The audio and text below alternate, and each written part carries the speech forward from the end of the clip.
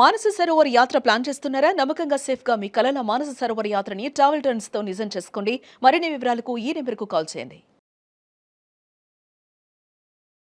మాఘమాసంలో పౌర్ణమి నాడు సముద్ర స్నానం చేస్తే చాలా విశేషమైన ఫలప్రదం అని చెప్తూ ఈ విశేషాన్ని చెప్తున్నారనమాట. మాఘ స్నానాలకు ప్రసిద్ధి ముందు చెప్పిన సంగతే. నిజానికి మకర సంక్రమణం జరిగింది మొదలు కుంభ సంక్రమణం వరకు జరిగే మధ్యలో ఉండే కాలం కాలం మాఘమాసం అని చెప్తారు. అంటే పూర్వం ఇది పాటించే వాళ్ళేమోనండి. మనం ఇప్పుడు ఏం చేస్తాము, మాఘ పౌర్ణమి పాడ్యమి నుంచి అమావాస్య వరకు మనం మాఘమాసంగా భావిస్తాం. అయితే మకర సంక్రమణం దగ్గర నుంచే అని చెప్తున్నారనమాట. అక్కడి నుంచి కుంభ సంక్రమణం వరకు ఉండే మధ్యకాలము అని ఇది ఒక లెక్క. మరి పవిత్ర స్నానాలు పౌష్య శుక్ల పౌర్ణమితో మొదలయ్యి మాఘ శుక్ల పౌర్ణమితోటి ముగుస్తాయట. చాంద్రమానాన్ని అనుసరించే వాళ్ళకి ఈ మాఘమాసం పౌష్య బహుళ అమావాస్యతో ప్రారంభమయ్యి మాఘ బహుళ అమావాస్యతో ముగుస్తుంది. ఈ మాఘమాసం మొత్తం పవిత్ర స్నానాలు చేయటం విశేషం. కానీ అంటే ఇది విశేషమే కానీ అయితే ఈ యాంత్రిక జీవనంలో అదంతా సాధ్యం కాదు. ఇప్పుడు మనం చేయలేకపోతాం కాబట్టి కనీసం పౌర్ణమి నాడైనా నదీ స్నానం కానీ సముద్ర స్నానం కానీ చేస్తే మాఘమాసం మొత్తం పవిత్ర స్నానాలు చేసిన ఫలితం లభిస్తుందట. ఎందుకంటే ఈ మాఘ పూర్ణిమని మహామాఘి అంటారు. సంవత్సరంలో వచ్చే 12 పూర్ణిమల్లోనూ మాఘ పౌర్ణిమ అత్యంత పవిత్రమైనది, విశేషమైనది అట. ఈ మహామాఘి శివకేశవులిద్దరికీ ప్రీతికరమైంది. అందుకని ఈ మాఘ పౌర్ణమి నాడు తప్పనిసరిగా సముద్ర స్నానం చేయాలి అని చెప్తారు. కార్తీక మాసాల్లో కూడా కార్తీక స్నానాలు కూడా సముద్ర స్నానాలు చెప్తారండి. మాఘం బహు విశేషమైంది, ఎందుకంటే ఇది శివకేశవులిద్దరినీ ఆరాధిస్తారని చెప్తున్నారనమాట. సముద్ర స్నానం ఎందుకంటే నదీనాం సాగరోగతి అన్నారు. ఎలా అంటే నదులన్నిటికీ సాగరమే గతి. మనం ఇంకో శ్లోకం చెప్తాం, ఆకాశాత్ పతితంతోయం సాగరం ప్రతిగచ్చతి అని. సముద్రం వైపుకి వెళ్తుంది ఆకాశం నుంచి పడిన ప్రతి చినుకు. అట్లా సాగరమే నదులకి గతి. తర్వాత సకల నదీ నదాలు చివరికి సముద్రంలోనే సంగమిస్తాయి కనుక సముద్ర స్నానం చేస్తే సకల నదుల్లోనూ స్నానం చేసిన పుణ్య ఫలితం దక్కుతుంది. ముఖ్యంగా సముద్రుడి ప్రత్యేకత ఏంటంటే ప్రతినిత్యం సూర్యకిరణాల వల్ల ఎంతో నీరు ఆవిరవుతున్నప్పటికీ సముద్రం తాలూకు పరిమాణం కొంచెం కూడా తగ్గదు. అనుక్షణం నీళ్ళు ఆవిరైపోతూనే ఉంటాయి, అయినా సరే సముద్రం తగ్గదు. అలాగే ఎన్నో జీవనదులు తనలో కలుస్తున్నప్పటికీ సముద్రుడి పరిమాణం పెరగదు. ఎన్ని వేల నదులంటే అన్ని పక్కల నుంచి మనం చెప్పుకునే పెద్ద నదులు 12 కాకుండా చిన్న పెద్ద నదులు ఎన్నో, అయినా సరే సముద్రం పెరగదు, తగ్గదు. అయితే స్థిరత్వమే సముద్రుని యొక్క ధర్మమట. తర్వాత అగాధి జడత్వాలు ఆయన తత్వం, ఇలా చెప్తున్నారనమాట. సాగరుడు సంతోషప్రదుడట. సంవత్సరంలో 4 సార్లు స్నానం చేయాలని, సముద్ర స్నానము అది కూడా ఆషాఢ పూర్ణిమ, కార్తీక పూర్ణిమ, మాఘ పూర్ణిమ మరియు వైశాఖ పూర్ణిమల్లో చేయాలని, అలా సాగర స్నానాలు చేసిన వాళ్ళకి సముద్రుడు సంపూర్ణ ఆరోగ్యాన్ని కలుగజేస్తాడని ఎన్నో పురాణాల్లో చెప్పబడిందట. స్నానం అంటే ఏదో షవర్ బాతు, స్విమ్మింగ్ పూల్లో ఏదో చేయటము, ఇంట్లో ఏదో ఒక 2 చెంబులు నీళ్ళు పోసుకోవటము కాదు. నది తాలూకు ప్రవాహ వేగానికి ఎదురుగా నిలబడి, అది కూడా నడు మునిగేల కంటే నాభి మునిగేదాకా నిలబడి స్నానం చేయాలి. అది కూడా 48 నిమిషాల పాటు స్నానం చేయాలని విధిట. ఒక్కసారి అవకాశం దొరికిన నదిలో నిలబడి మునిగి తల ముంచాల్సిన అవసరమేం లేదు. ఆటలాడటం కాకుండా ఇట్లా నాభి వరకు నీళ్లలో కనుక నిలబడితే ఈ ప్రవాహ వేగం వల్ల వచ్చే కరెంట్స్ అన్ని శరీరాన్ని శుద్ధి చేస్తాయండి. దానికి ఎంత మంచి మంచి చాలా రకాల విషయాలు చెప్తున్నారు. ఇవన్నీ ఆరోగ్యానికి సంబంధించిందే. ఇప్పుడు మానవుల శరీరం ఎలాగూ ఏమంటారు, పుట్టిన ప్రతి జీవి గిట్టక తప్పదు, గిట్టిన ప్రతివాడు పుడతాడు, బాగానే ఉంది. మనం మరణించక తప్పదు కాబట్టి స్నానం మానేసి అన్నం మానేసి ఉండం. జీవిగా పుట్టినప్పుడు దానికి తగినట్టుగా మనం ప్రయత్నం చేసుకుంటూ వెళ్ళాలి. ఎప్పుడు మన జీవుడికి కాలం పూర్తవుతుందో ఆనాడు వెళ్ళిపోతాం. అప్పటి వరకు మనం చేయవలసిన ప్రతి పని, ప్రతి విధి అన్నీ చేసి తీరవలసింది. అవి సజావుగా చేస్తే ఇహలోకంలో ఇక్కడ జీవితం ప్రశాంతంగా ఉంటుంది. ఆరోగ్యం లేకపోతే ప్రశాంతత లేదు, ఆరోగ్యం వల్ల ఎక్కువ ప్రశాంతత లభిస్తుంది. అందుకని ఈ విధి విధానాలన్నిటిని మనం పాటిస్తూ ఉంటే కనుక ఇబ్బందులు లేకుండా ఉంటాము. ఆరోగ్యము తెచ్చిస్తుంది, పవిత్రత సాధించగలుగుతాము, కొన్ని పాపాలు పోగొట్టుకోగలుగుతాము. దానివల్ల ఏంటంటే తర్వాత జీవితాలు ఇంకా బాగుంటాయని చెప్తారు. సూర్యోదయ కాలం నుంచి, అంటే ఇది ఎప్పటి నుంచి చాదస్తం అదని అనుకోకూడదట. సూర్యోదయ కాలం నుంచి సూర్యాస్తమయం వరకు ప్రసరించే సూర్యకిరణాల్లోని విద్యుత్ శక్తిని నదీ జలాలు, సాగర జలాలు తమలో నిక్షిప్తం చేసుకుంటాయి. ఈ స్నానం కూడా ఎప్పుడు చేయమంటున్నారు? సూర్యోదయానికి గంటన్నర ముందు కాలంలో చేస్తే చాలా మంచిదట. ఎందుకంటే ఇది సైన్సే, చాదస్తం ఏం కాదు. నీటిలో విద్యుత్ శక్తి ఉందని మనకు తెలుసు. కరెంట్ ఉంది కదా నీళ్ళలో, మనం అదేగా ఇప్పుడు వాడుకుంటున్నాం. అయితే ఈ సైన్స్ గిన్స్ ఏమీ పుట్టలేదు. మనం కరెంటు తీయటం నేర్చుకోకముందే మన పెద్దవాళ్ళు చెప్పారు. బ్రాహ్మీ ముహూర్తాన్ని నదీ స్నానానికి అనుకూలమైన సమయంగా నిర్ణయించారు. సముద్రుడు, నదులు, జలాలు, నీరు ఇట్లా శక్తిని తీసుకుంటాయి. అప్పుడు ఇంకొక ఏం చేస్తారు, సాయంకాలం అయ్యేసరికల్లా, అంటే సూర్యుడు చంద్రుడు ఇద్దరి గురించి చెప్తున్నారు. తన వెండి వెలుగులతో జగతిని జ్యోత్స్నామయం చేసేటువంటి చంద్రుడు తన కిరణాల్లోని అమృతత్వాన్ని, ఔషధ విలువల్ని నదీ జలాలకి అనుగ్రహిస్తాడు. నీటిలో ఉండే ఈ అద్భుత శక్తులు తిరిగి సూర్యకిరణాలకు పరావర్తనం చెంది అంతరించిపోతాయి. అందుకని సూర్యోదయానికి పూర్వమే స్నానం పూర్తి చేయాలనే నియమాన్ని విధించారు పెద్దలు. ఇంట్లో చేసినా పర్వాలేదు అని అమెండ్మెంట్లు, అంటే సర్దుబాట్లు ఏవో చెప్తున్నారు. కానీ వాకిట్లో బయట చంద్రుడు కనపడే చోట, వాపికూపు తటాకాదుల్లో, సరస్సుల్లో, తర్వాత నదిలో, సముద్రంలో చేయమనేది. ఎందుకంటే ఆ వాటర్, నీరు తీసుకున్నటువంటి కరెంట్స్, నీటిలో ఉండే కరెంట్స్, చంద్రకిరణాల వల్ల నీటికి కలిగినటువంటి ఔషధ తత్వాలు, అవన్నిటినీ మనం తీసుకోగలుగుతాం. సూర్యుడు వచ్చేసరికల్లా చంద్రుడి వల్ల వచ్చిన ఔషధ గుణం తగ్గిపోతుంది. సూర్యుడి వల్ల వచ్చేది వస్తుంది, అది వేరే కథ. ఇది చంద్రుడి వల్ల వచ్చినటువంటి అమృతత్వం, ఆరోగ్యము, మానసికమైన ప్రశాంతత చంద్రుడి వల్లే వస్తుంది. చంద్రమా మనసో జాతః అని చెప్తారు. చంద్రుడు మనఃకారకుడు, మనసు నుంచి పుట్టాడు, మనఃకారకుడు. ఆ చంద్రమా కిరణాలు పడినటువంటి నీటితో స్నానం చేస్తే మనసు కూడా ప్రశాంతంగా అవుతుంది. అయితే ఈ నడుము నమూను వరకే ఎందుకు మునగాలండి? పైదాకా ఇక్కడ దాకా కంఠస్నానం, కంఠవంతం దాకా ఎందుకు? కంఠస్నానం అంటే వేరే కదండి. తలస్నానం అంటే ఒంటి మీద పోసుకునే నీళ్ళని కంఠస్నానం అంటారు. తల తడపకుండా చేసేదాన్ని. కంఠం వరకు, కంఠదగ్నంగా ఇంత మటుకు మునిగి ఎందుకు చేయకూడదు అంటే ఏం చెప్తున్నారంటే, గర్భస్థ శిశువుగా ఉన్న పిండానికి నాభినాళం ద్వారానే జీవశక్తులు అందుతాయి. మనకు తెలుసు, అంబ్లికల్ కార్డ్ నుంచి, బొడ్డుతాటి నుంచే కదా బిడ్డకి ఆహారం అందేది. ఇది ఎవరు కాదనలేని సత్యం. అయితే నదీ సాగర జలాల్లో నిక్షిప్తమైన ఉన్నటువంటి సౌరశక్తి, సోమశక్తి అంటే సూర్యచంద్రుల యొక్క శక్తులు, వాటిని నీ నాభి నుంచే శరీరం గ్రహిస్తుందట. అందుకని నాభి మునిగే వరకు నదిలో నిలబడి స్నానం చేయాలి. సముద్రానికి ప్రవాహం లేకపోయినప్పటికీ ఉత్తుంగ తరంగాలు తమ తాకిడితో ఆ శక్తులని, అంటే సముద్రానికి ఎలా ఉంటుంది ప్రవాహం, అలా కదులుతూ వెళ్ళదు, కానీ ముందుకు వస్తూ ఉంటుంది కదా. ఈ తరంగాల వల్ల ఆ కరెంట్ వస్తుందట మనకి, ఆ శక్తిని శరీరానికి అందిస్తుంది. కాబట్టి సముద్రుని పూజిస్తూ చేసే ఈ 4 స్నానాల్లో మాఘ పూర్ణిమ స్నానం చాలా ముఖ్యమైనది. వీలు కుదిరితే చేద్దాం. సముద్రము, నదులు అందుబాటులో లేని వాళ్ళ పరిస్థితి ఏమిటి అంటే, అప్పుడు బావుల దగ్గర కానీ, చెరువుల దగ్గర కానీ గంగా, సింధు, కావేరి, కృష్ణ, గౌతమి పేర్లు స్మరిస్తూ స్నానం చేస్తే ఆయా నదుల్లో స్నానం చేసిన ఫలితం కూడా లభిస్తుంది. దేనికైనా భక్తి ప్రధానం. అది లేకపోయాక కాకిలాగా 10 సార్లు స్నానం చేసినా ఎంతసేపు నీళ్ళలో మునిగి బయటకు వచ్చి ఒళ్ళు దులుపుకుంటూ ఉంటుంది. కాకి నీళ్ళ కింద తల పెడుతుంది, మళ్ళీ ఒళ్ళు దులుపుకుంటుంది. ఏమి ప్రయోజనం లేదు. కర్రలు తేలుతూ ఉంటాయి నదులు నీళ్ళల్లో. ఏం ప్రయోజనం? ఏముండదు. ఊరికే కర్ర నాంతుంది, కాకి తడుస్తుంది అంతే. అలా కాదు, శ్రద్ధతోటి, భక్తితోటి చేస్తే ఇంకా మంచి ఫలితం లభిస్తుంది. లేకపోయినా తడిపే, తడవటం వల్ల వచ్చేది వస్తుంది. రావాల్సిన పూర్తి స్థాయి ఫలితం భక్తి వల్లే వస్తుంది. మాఘ పూర్ణిమ యొక్క స్నాన ఫలితం చెప్తున్నారండి. కొన్ని చిన్న వాక్యాల్లో చెప్పేస్తున్నారు.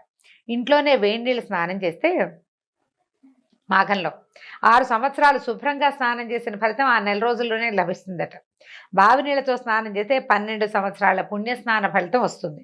చెరువులో స్నానం చేస్తే 24 సంవత్సరాల పుణ్యస్నాన ఫలితం లభిస్తుంది. సాధారణ నదిలో స్నానం చేస్తే 96 సంవత్సరాల పుణ్యస్నాన ఫలితం లభిస్తుంది.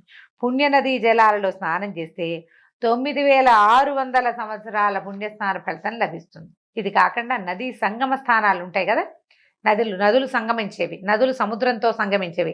అట్లా 2 నదులు కలుస్తాయి కొన్ని చోట్ల.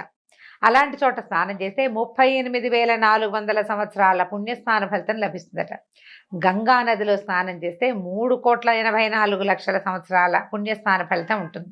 వీటన్నిటితో పాటు ఇవన్నీ కాకుండా ప్రయాగలోని త్రివేణి సంగమంలో 3 నదులు, గంగా, యమున, సరస్వతి, ఆ 3 నదుల సంగమంలో స్నానం చేస్తే గంగలో స్నానం చేసిన దానికంటే 100 రెట్ల అధికమైన ఫలితం లభిస్తుందట.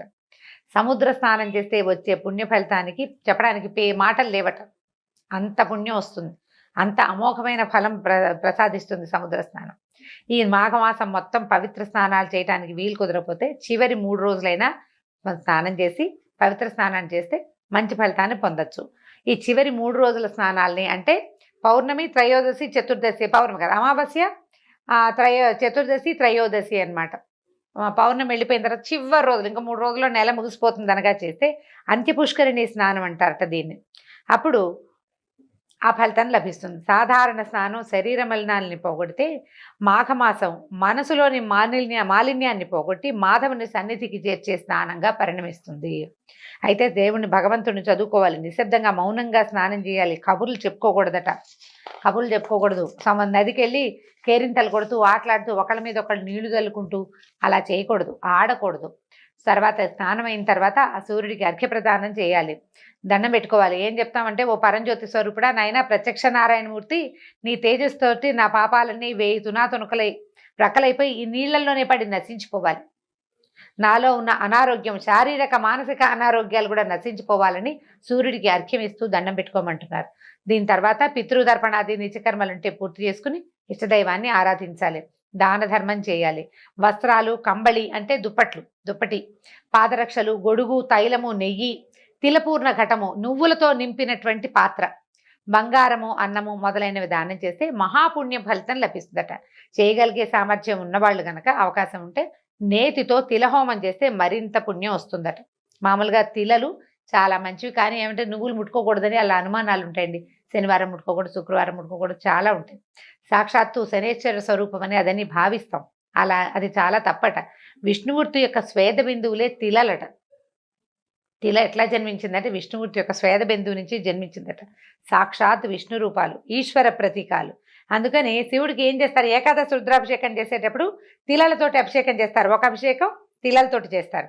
తిలలకు అంత విశిష్టమైన స్థానం ఉంది. అయితే ఈ మాఘమాసాలు ఏం చెప్తారంటే, నెల రోజులు 1 వంతు చక్కెర, 3 వంతులు తిలలు అంటే 3 స్పూన్లు నువ్వులు కనుక వేస్తే కాస్త వేయించి ఓ స్పూన్ పంచదార వేసి దాన్ని కొద్దిగా గ్రైండ్ చేసి నువ్వుల పొడి అది ఎవరికైనా పెట్టడం, అది ప్రసాదంగా పనిచేస్తుంది అనమాట. విష్ణుమూర్తికి నివేదన చేయటము, ఆ తర్వాత ప్రసాదంగా పంచిపెట్టమంటున్నారు. తిలపాత్ర దానం చేయటం కూడా చాలా మంచిది. అంటే ఒక చిన్న రాగి పాత్ర తీసుకుని నిండా తిలలు, నువ్వులు పోసి పైన ఒక చిన్న బంగారపు నలుసు పెట్టమంటున్నారు శక్తి అనుసారం. ఇప్పుడు గ్రాము కూడా పెట్టలేని పరిస్థితికి వచ్చేసామండి మనం, బోళ్ళంత ఖరీదైపోయింది. పెట్టగలిగితే పెట్టటము, లేదా ఒక పండు తాంబూలం పెట్టి ఎవరికైనా ఇవ్వండి అని చెప్తున్నారు. తిలపాత్రని బ్రాహ్మణుడికి దానం చేస్తే మనోవాంఛితం నెరవేరుతుందట. ఇది జాతకరీత్యా ఏమైనా శని దోషము, పీడ అవన్నీ ఉంటే అవి నశిస్తాయట. ఆఖరి మాట ఏం చెప్తున్నారంటే, మాఘమాసం 4 రోజులు పవిత్ర స్నానాలు చేయాలని, ముఖ్యంగా మాఘ పౌర్ణమి నాడు సముద్ర స్నానం చేయాలని చెప్పుకున్నాం కదా. పూర్ణిమకి సముద్రానికి సంబంధం ఏమిటి అనేది చివరి 2 వాక్యాల్లో చెప్తున్నారు. ప్రతి పూర్ణిమకి, అమావాస్యకి సముద్రానికి పోటు ఎక్కువగా ఉంటుంది. పౌర్ణమి దైవ సంబంధమైన తిథి, అమావాస్య పితృదేవతలకు సంబంధించిన విధి. అందుకని ఈ 2 పుణ్యతిథుల్లోనూ సముద్ర స్నానం చేయాలని శాస్త్ర నియమం. ఇది కూడా మళ్ళీ చీకటి పడ్డాక చేయకూడదండి, వెలుగుండగానే చేయాలి. మామూలుగానే సాయంకాలాలు సముద్రాలకి ఆటుపోట్లు ఎక్కువ అవుతాయి. పౌర్ణమి, అమావాస్యల్లో పోటు అవి హెచ్చుగా ఉంటుంది, ఎక్కువ ఉంటుంది అనమాట. వేగం పెరిగిపోతుంది. చంద్రోదయం అయ్యేసరికల్లా సముద్ర వేగం పెరిగిపోతుంది అనమాట. ఆ సమయంలో చేయకూడదు. పౌర్ణమి రోజుల్లో సాయంకాలాలు చీకటి పడ్డాక ఎప్పుడు సముద్ర తీరాల్లో ఉండటం ఏమంత మంచిది కాదు. మన పాత పెద్దవాళ్లే చెప్పేవాళ్ళు, ఇప్పుడు అసలు మంచిది కాదు. కాబట్టి పగటి వేళల్లోనే చేయాలి. జ్యోతిశాస్త్ర రీత్యా పూర్ణిమ తిథి నాడు రవిచంద్రులు ఒకరికొకరు సమసప్తక కేంద్రగతులై పరస్పరం వీక్షించుకుంటారు. వాళ్ళిద్దరూ కరెక్ట్గా ఒక యాంగిల్లో కలుస్తారనమాట. ఆ తర్వాత అమావాస్య నాడు రవిచంద్రులు కూడా ఒకే కేంద్రంలో ఉంటారు. కాబట్టి ఇది వాళ్ళిద్దరికి ఉన్న సంబంధం. సూర్యుడు చంద్రుడు ఉన్న సమయంలో కనుక సముద్ర స్నానం ఆ రోజుల్లో కనుక చేస్తే ఆ ఇద్దరి తాలూకు ఫలితం లభిస్తుందని చెప్తూ వశిష్ఠ మహర్షి ఈ కథని, ఈ విషయాన్ని మన దిలీప మహారాజుకు తెలియజేశారు. ఈ సందర్భంలో ఈ గంగా స్నానము, సముద్ర స్నానము లేదా గంగా సముద్రంలో కలిసే చోట స్నానం చేయటం ఫలితాన్ని గురించి చెప్తూ వశిష్ఠ మహర్షి ఒక విశేషమైన కథని దిలీప మహారాజుకు తెలియజేస్తున్నారు. అది ఏమిటట కథ? పూర్వము గృత్స్నమధుడనే మహర్షి జన్హు మహర్షి వీళ్ళిద్దరూ కలిసి మాట్లాడుకుంటున్నారట. మాఘమాస వ్రతం చేయటం వల్ల మనుషులకి జ్ఞానము, మోక్షము కలుగుతుందా అని అడిగితే కనుక జన్హు మహర్షి ఏం చెప్పారంటే, పూర్వం మాఘమాస వ్రతం ఆచరించడం వల్ల ప్రాణికి ఇహలోక పరలోక సుఖాలు కలుగుతాయి, వాళ్ళ కష్టాలు తీరుతాయి అని చెప్పి ఇలా చెప్పేవాళ్ళు పెద్దలు. అయితే సంతుష్టుడైన మానవుడు ఇంకా హరికి ప్రీతికరమైన వ్రతాలను కూడా చేసి జ్ఞాని ఏ సత్కర్మల్ని ఆచరించి ముక్తిని పొందుతాడు. మనం పెద్దవాళ్ళు చెప్తారు, మనం అది తెలుసుకుని ఏం చేస్తాము, పెద్దవాళ్ళు చెప్పారు కదా, ఏదో ఎన్నో కొన్ని ఆచరిస్తూ ఉంటాం కదా.